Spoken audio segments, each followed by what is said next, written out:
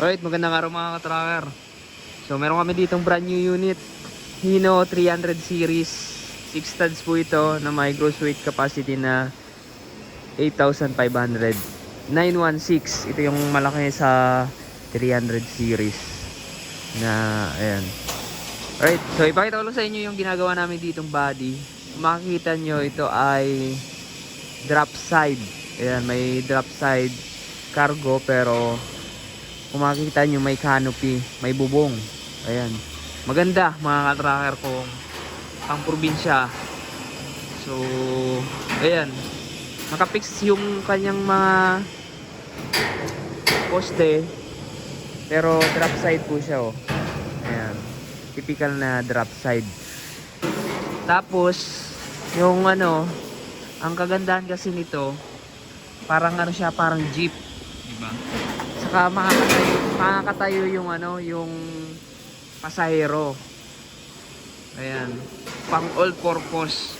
Kasi sobrang taas ng ano, mataas yung bubong niya. Makakatayo. Tapos meron daw tong ano, upuan sa gilid na parang jeep. Ayan, di ba pogi? So, ayan, sa mga ano diyan, naghahanap or magpapagawa ng ganitong ano, ganitong body, diba?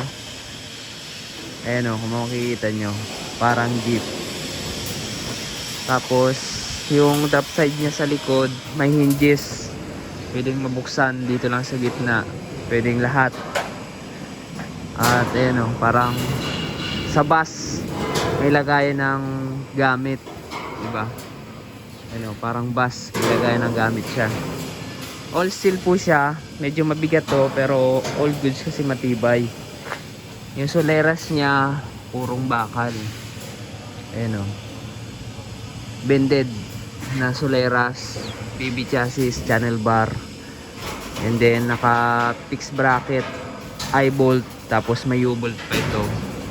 Mahaba to. Ilang feet to, Mang Jo? Ilang feet?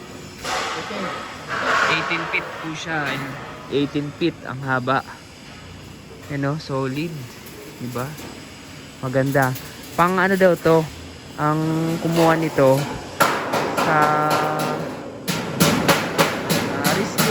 rescue truck po ito. Ano, rescue truck. Pero pwede to kung gusto niyo magpagawa ng body, magpabricate. Ganitong style yung ipagawa niyo. Kung pang pasahero sa bundok, yan, di ba? Maganda. Maganda po yung pagkaka-welding niya, no? Solid. Nasa welding pa lang makikita nyo na maganda. Ayan. Tapos ginagrinder na lahat ng pinag-welding yan. Tapos yung bubong niya naka GI sheet. Ayan, GI sheet po siya.